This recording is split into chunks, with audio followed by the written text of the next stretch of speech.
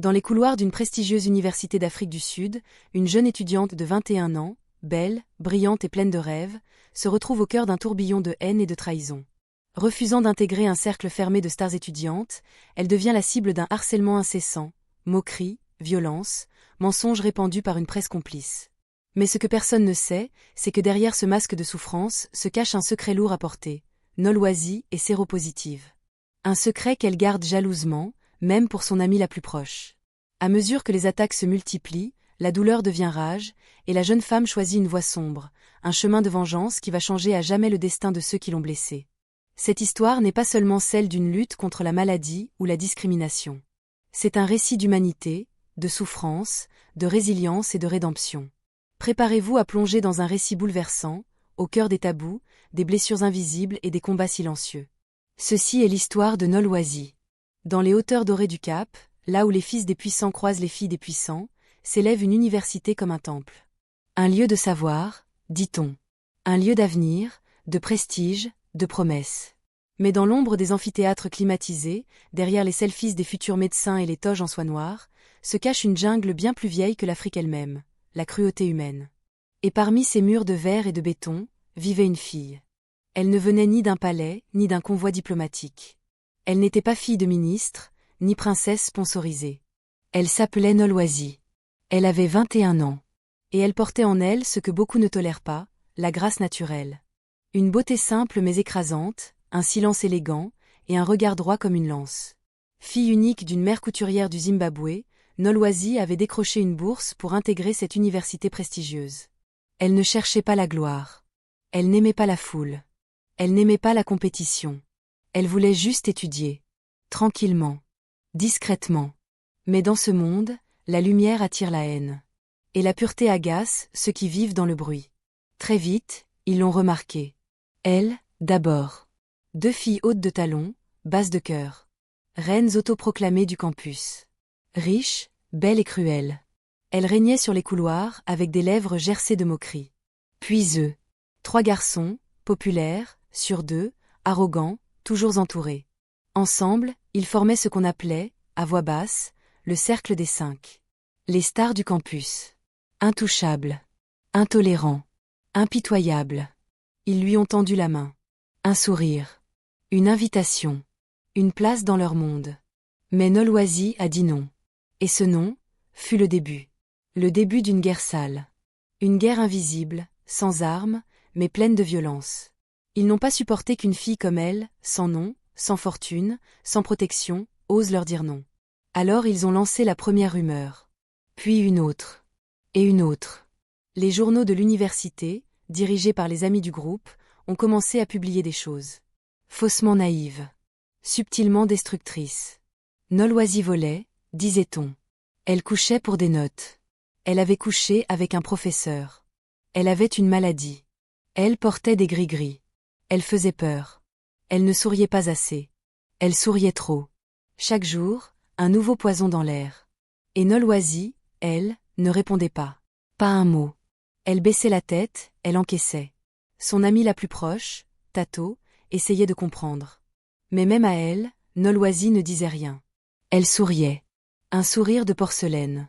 Un sourire qui cachait quelque chose que personne ne soupçonnait. Car ce que personne ne savait, c'est que Nolwenn portait un secret. Un secret si lourd qu'elle n'en parlait même pas à ses cauchemars. Elle était séropositive. Depuis des années déjà. Depuis un drame. Un moment figé dans sa mémoire comme une aiguille plantée dans l'âme.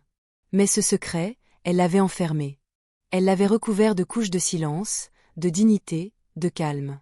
Elle voulait juste vivre, apprendre, aimer, avancer. Elle voulait être normale. Invisible. Mais ils ont refusé de la laisser en paix. Et ce qui n'était qu'un harcèlement verbal devint peu à peu une chasse. Dans les toilettes des filles, un jour, on la poussa. On lui vola son sac. Un autre jour, sa nourriture disparut. Puis ce fut une gifle. Puis une claque dans les escaliers. Puis des regards moqueurs, des rires, des murmures qui suivaient chacun de ses pas. Et dans ce tourbillon d'humiliation, un jour, quelque chose s'est brisé. Un fil, dans le cœur de Nolwenn, s'est rompu. Non pas la corde qui la rattachait à la vie, mais celle qui l'attachait au pardon. Elle ne voulait plus survivre. Elle voulait se faire entendre. Et sa voix, allait se faire entendre. Non pas par des mots, mais par des actes. Des actes irréversibles. Des actes silencieux. Des actes contagieux. Nolwenn gardait un secret que personne ne pouvait deviner. Pas ses amis. Pas ses ennemis. Pas même sa mère, cette femme fatiguée qu'il avait élevée seule dans une petite maison de Harare, entre les poussières rouges et le chant des oiseaux. Un secret inscrit dans ses veines, dans son corps, dans chaque battement de son cœur, le VIH. Ce virus silencieux, invisible, mais vorace, qui rongeait son corps depuis des années. Nolwenn avait appris sa séropositivité à l'âge de 17 ans, après la maladie qui avait emporté son père. Un choc brutal, un monde qui s'effondrait. Au début, elle avait refusé d'y croire. Puis, la réalité s'était imposée comme une sentence de pierre. Elle avait choisi le silence. Parce que parler signifiait subir encore plus de rejet. Parce que dans son pays, le VIH était encore une malédiction, un stigmate, une honte. Alors elle avait caché sa maladie comme un trésor brisé, une arme secrète. Dans ses années à l'université, ce secret devenait un fardeau invisible. Chaque fois qu'elle croquait dans une pomme, qu'elle ouvrait son sac, qu'elle respirait un air vicié par la haine, elle se souvenait du poids sur ses épaules. Et chaque jour, la douleur grandissait. Pas seulement physique. Psychologique. Morale. Elle voyait le regard des autres changer quand elle passait. Elle sentait leurs jugements invisibles, leurs murmures tranchants. Mais Nolwenn était forte. Elle avait appris à sourire à travers les larmes. À avancer malgré les coups. Pourtant, ce qu'elle vivait sur ce campus, ce n'était plus simplement du rejet. C'était une guerre. Une chasse à l'âme. Le groupe des 5 s'était déchaîné, multipliant humiliations, violences et mensonges. Ils étaient devenus ses bourreaux. Et un jour, ils ont franchi la ligne. Ils ont attaqué sa mère, la seule famille qui lui restait, dans un village au Zimbabwe. Une lettre anonyme, une photo volée, un message de haine. Ce fut la dernière goutte. Dans le silence de sa chambre, face au miroir, Nolwenn se regarda dans les yeux. La fille douce et silencieuse s'effaçait. Là, sous la peau fragile, naissait une tempête. Une rage profonde. Une colère dévorante. Elle se fit une promesse, un serment sans retour. Si elle devait tomber, il tomberait avec elle. Si elle devait souffrir, il souffrirait. Si elle devait mourir, alors elle emporterait leur monde avec elle. Le plan de Nolwenn était aussi froid que précis. Elle ne voulait plus être une victime. Elle allait devenir un cyclone. Un cyclone qui commencerait par frapper au cœur même de son ennemi. Elle se mit à observer. Chaque détail, chaque faiblesse, chaque faille. Les partenaires des 2 filles, d'abord. Puis les 3 garçons, un à un. Ensuite, leur père. Puis leur frère. 3 mois. 3 mois pour semer la tempête. Pendant ce temps, Nolwenn continuait à sourire. Un sourire qui ne laissait rien paraître. Mais dans son esprit, une guerre faisait rage. Elle était prête. Et bientôt, leur vie ne serait plus jamais la même. Nolwenn savait que la vengeance n'était pas un cri, mais un murmure. Une danse lente, presque imperceptible, mais implacable. Elle commença par les 2 filles, les premières à avoir lancé la meute contre elle. Elle qui pensait qu'elle plierait. Elle qui avait brisé le peu d'estime qu'elle avait pour ce monde. Elle les observa. Chaque geste, chaque parole, chaque faiblesse. Puis elle se rapprocha. D'abord, un regard échangé dans un couloir bondé. Un sourire en coin. Une complicité feinte. Puis un message envoyé, innocent. Un rendez-vous à la bibliothèque. Une aide demandée. Nolwenn jouait la vulnérable. Celle qu'on sous-estime. Mais sous cette façade douce, brûlait une colère noire. Elle les séduisit. Elle fit naître le doute. La jalousie. La curiosité. Bientôt, les partenaires de ces 2 filles tombèrent dans son piège. Nolwenn dansait avec eux, leurs mains, leurs lèvres, leurs désirs. Elle utilisait son corps comme une arme. Une arme silencieuse. Chaque baiser, chaque caresse, chaque nuit passée à leur côté était un coup porté à ceux qui l'avaient humiliée. Mais Nolwenn n'en restait pas là. Ensuite, elle s'attaqua aux 3 garçons. Le premier, arrogant et sûr de lui, tomba sous le charme de sa douceur mystérieuse. Le deuxième, fragile derrière son masque de force, chercha en Nolwenn une échappatoire à ses propres démons. Le troisième, le plus imprudent, ne vit pas le piège se refermer. Avec eux, elle joua un jeu dangereux. Elle mêla désir et poison. Elle devint leur secret, leur faiblesse. Puis, dans un pas encore plus audacieux, elle fit ce que personne n'aurait imaginé. Elle séduisit leur père. Les hommes puissants, sur deux, dominateurs, qui avaient toujours dicté les règles du jeu. Elle pénétra dans leur monde. Elle devint leur tentation interdite. Chaque rencontre, chaque nuit, était un coup de plus dans le mur de leur arrogance.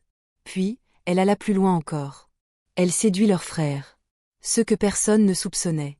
Ceux qui semblaient en marge, mais qui avaient leurs propres secrets, leurs propres faiblesses. 3 mois. 3 mois d'une guerre silencieuse, d'une toile tissée avec patience, de cœur et de corps consumés par une vengeance brûlante. Pendant ce temps, les rumeurs continuaient. Nolwenn souriait. Son secret demeurait caché. Mais dans l'ombre, le virus circulait. Invisible, silencieux. Comme elle. Au fil des semaines, un malaise étrange s'installa dans le cercle des 5. Des tensions nouvelles, des disputes, des absences inexpliquées. Les garçons se repliaient sur eux-mêmes, leurs compagnes devenaient méfiantes. Personne ne comprenait ce qui se passait. Mais Nolwenn, elle, observait avec un calme glacé. Le poison faisait son œuvre. Petit à petit, le secret invisible se propageait, portant avec lui des souffrances sourdes. Les mensonges et les violences avaient finalement retourné la terre contre ses bourreaux. Le groupe des 5, jadis si uni, se déchirait. Leurs familles, frappées par des maladies soudaines, se fermaient dans le silence et la peur. Dans les couloirs, les regards changeaient. Des chuchotements, des suspicions. Mais personne ne voyait la main de Nolwenn derrière ce chaos. Elle était devenue une ombre. Une force invisible. Et pourtant, malgré sa colère, une douleur profonde la rongeait. Chaque fois qu'elle pensait à sa mère, malade à des milliers de kilomètres, elle sentait ce poids, ce vide immense. Mais elle ne pouvait plus reculer. Elle ne voulait plus être la victime. Elle voulait que leur monde s'écroule. Qu'ils comprennent ce qu'elle avait ressenti. Et dans un geste de courage déchirant, elle fit ce qu'aucune autre fille n'aurait osé. Pendant les vacances d'été, loin du tumulte, de l'université, de la haine, elle prit son téléphone. Elle ouvrit Instagram. Et elle écrivit. Elle annonça au monde entier sa vérité. Elle révéla son statut séropositif. Sans honte. Sans peur. Avec fierté. Un cri dans le silence. Un message puissant. Elle n'était plus la fille fragile, la victime. Elle était devenue la femme debout. Lorsque Nolwenn appuya sur le bouton « Publier » sur Instagram, elle savait que sa vie allait changer à jamais. Son message n'était pas qu'une simple confession, c'était un cri de guerre, un acte de libération. Ce n'était plus seulement un secret personnel, mais une déclaration publique. Elle affichait fièrement sa séropositivité, défiant les tabous, brisant les murs de la peur. Ce post bouleversa l'université. En quelques heures, la nouvelle fit le tour du campus et au-delà. Étudiants, professeurs, familles, tous se mirent à parler de Nolwenn. Certains avec compassion, beaucoup avec jugement, et d'autres avec un mépris cruel, renforçant la stigmatisation encore bien présente autour du VIH. Mais il y eut aussi une vague d'émotions sincères, inattendues. Des personnes anonymes lui envoyèrent des messages de soutien, lui disant qu'elle n'était pas seule, qu'elle était une source d'inspiration. D'autres racontaient leur propre lutte contre la maladie, leur combat invisible. Cependant, la majorité des réactions parmi les étudiants du groupe des 5 fut d'une violence inouïe. Leurs vies commencèrent à s'écrouler au même rythme que leur réputation.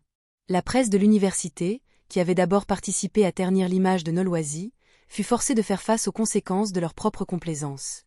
Des journalistes commencèrent à creuser, révélant les histoires cachées derrière le masque de perfection que portaient les harceleurs.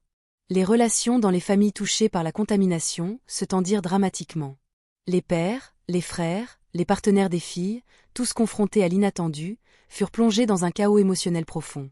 La peur, la colère, la culpabilité se mêlaient dans un tourbillon destructeur.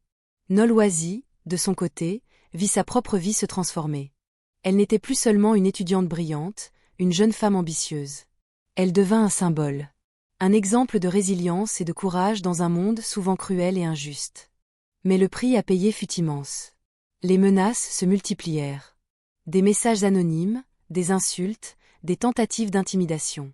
Sa mère au Zimbabwe, bien que fière de sa fille, subit aussi des pressions de la part du village, où la maladie restait encore un sujet tabou et honteux. Pourtant, malgré toutes ces épreuves, Nolwenn ne renonça jamais.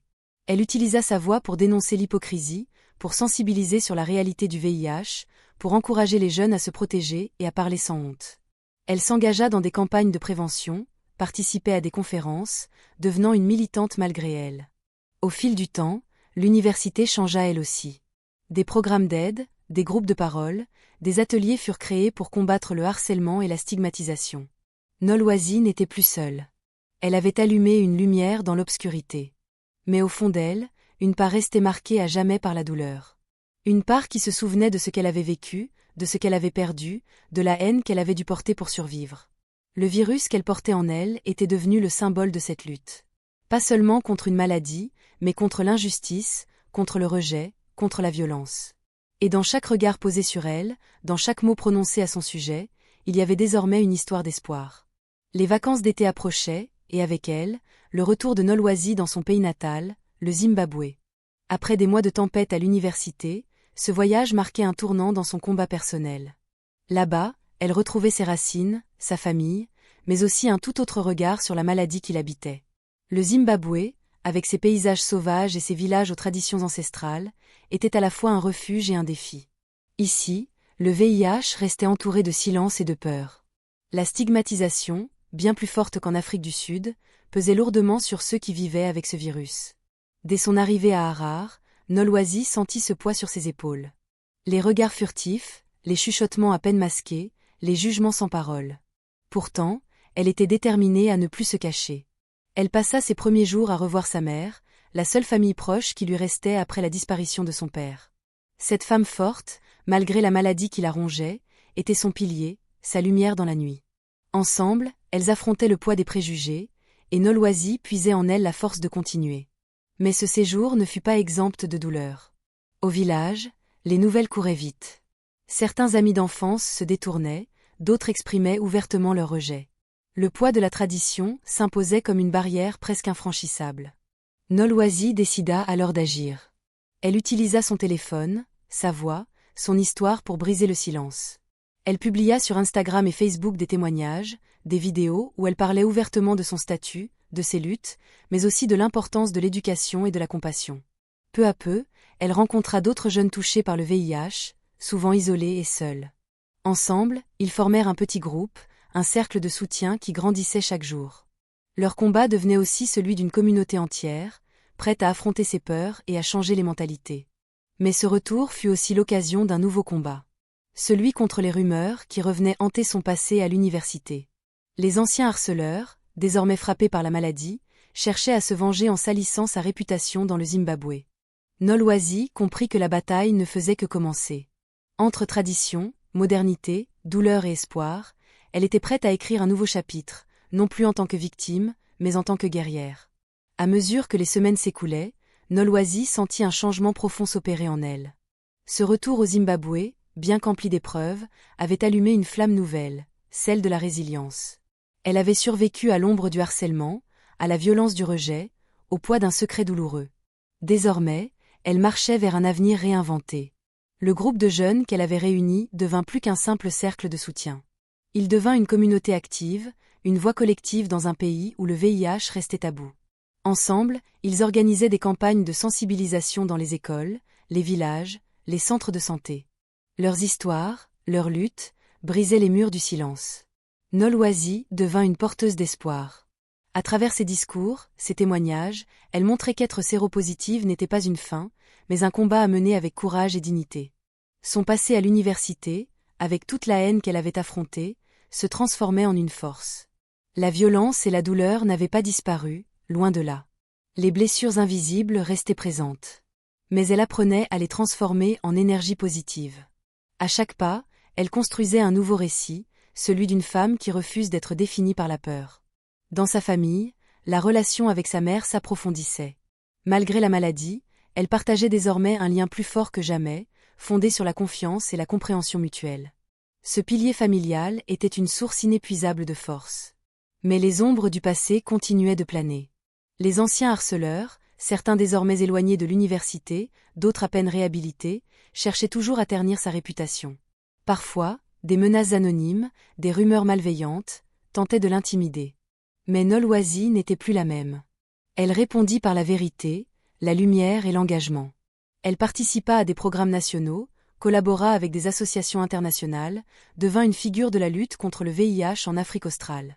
Son combat personnel devint une mission collective. Sa douleur, une énergie pour changer les mentalités. À travers ses actions, Elle semait les graines d'un avenir où les jeunes pourraient parler librement de leur santé, où la stigmatisation ne serait plus qu'un mauvais souvenir. Et tandis que le soleil se couchait sur les collines du Zimbabwe, Nolwazi marchait, fière et droite, prête à affronter les défis du lendemain. Car elle avait compris une chose essentielle. Ce n'est pas le virus qui définit une vie, mais la force avec laquelle on choisit de la vivre. Les années passèrent, et avec elles, l'histoire de Nolwazi s'inscrivit profondément dans la mémoire collective. Ce qui avait commencé comme une douleur intime, un secret lourd à porter, devint un héritage précieux, un témoignage vibrant d'espoir. Nolwazi n'était plus seulement cette jeune femme qui avait affronté les vents contraires d'une université sud-africaine. Elle était devenue un symbole vivant de la lutte contre le VIH, de la résilience face à l'injustice et à la stigmatisation. Ses actions, ses discours, ses campagnes touchèrent des milliers de vies. À travers l'Afrique australe, des jeunes s'identifiaient à son parcours, trouvaient en elle une voix qui brisait le silence, qui déliait les langues emprisonnées par la peur et le jugement. Mais plus encore, Nolwazi avait insufflé un changement durable dans sa propre communauté au Zimbabwe. Le cercle de jeunes qu'elle avait fondé devint une organisation reconnue, un acteur clé dans la lutte contre la maladie, dans l'éducation des populations et la protection des droits des personnes vivant avec le VIH. Ce combat, loin d'être terminé, prenait une nouvelle forme, plus collective, plus structurée. Nolwazi y participait avec la même passion, mais aussi avec la sagesse forgée par les épreuves traversées. Son passé, ses blessures, étaient désormais des forces. Elle utilisait son histoire pour inspirer, pour éveiller les consciences, pour montrer que la dignité et la force peuvent triompher, même dans les pires circonstances. L'université sud-africaine, jadis théâtre de sa douleur, fut aussi témoin de sa renaissance. Peu à peu, l'institution reconnut les manquements, instaura des programmes pour prévenir le harcèlement, pour soutenir les étudiants en difficulté. Nolwazi contribua à ces changements, partageant son expérience pour que personne ne soit jamais laissé seul face à l'injustice ou à la maladie. Mais au-delà des combats publics, au-delà des discours et des actions, ce qui restait le plus important pour Nolwazi, c'était l'espoir. L'espoir d'un monde où la compassion remplacerait la peur, où l'éducation détruirait les tabous, où chaque vie serait respectée, peu importe les défis. Elle rêvait d'un avenir où les jeunes, quelles que soient leurs conditions, pourraient s'épanouir librement, sans crainte de rejet ni de discrimination. Et c'est avec cette vision en tête, avec cette foi inébranlable en l'humanité, que Nolwazi continua son chemin. Une femme qui, malgré la douleur, choisit chaque jour la lumière. Au fil des années, l'histoire de Nolwazi s'est transformée, passant de la douleur à l'espoir, de la solitude à la communauté, du secret à la vérité. Son parcours illustre avec force combien une vie peut être bouleversée, mais aussi réinventée, par la résilience et la détermination. Ce qu'elle a traversé n'est pas qu'une tragédie individuelle, mais le miroir d'une réalité qui touche des millions de personnes en Afrique et dans le monde. La stigmatisation du VIH, le poids des préjugés, l'isolement imposé par la peur et l'ignorance. Mais Nolwazi a prouvé que cette réalité peut être changée, que le silence peut être brisé, que les blessures invisibles peuvent guérir, ou du moins se transformer en source de force et de combat. Elle est devenue une voix, un symbole, un phare pour tous ceux qui luttent dans l'ombre. Par son courage, elle a réveillé les consciences, insufflé la compassion, inspiré la solidarité. Aujourd'hui, alors que les jeunes générations grandissent dans un monde qui commence enfin à comprendre l'importance de l'éducation sur le VIH, Nolwazi continue d'œuvrer. Son histoire nous rappelle que chaque geste compte, que chaque parole peut changer une vie. Elle nous invite à regarder au-delà des apparences, à dépasser nos peurs, à accueillir l'autre avec respect et dignité. Car au cœur de cette histoire, il y a une vérité universelle. La maladie ne définit pas la personne. Ce sont ses choix, son courage et son humanité qui forgent son destin. En conclusion, souvenons-nous de Nolwazi. Non pas comme une victime ou une coupable, mais comme une femme qui a choisi de transformer la haine en combat, la douleur en espoir, le silence en parole. Et que son combat soit celui de tous, pour un monde plus juste, plus humain et plus solidaire.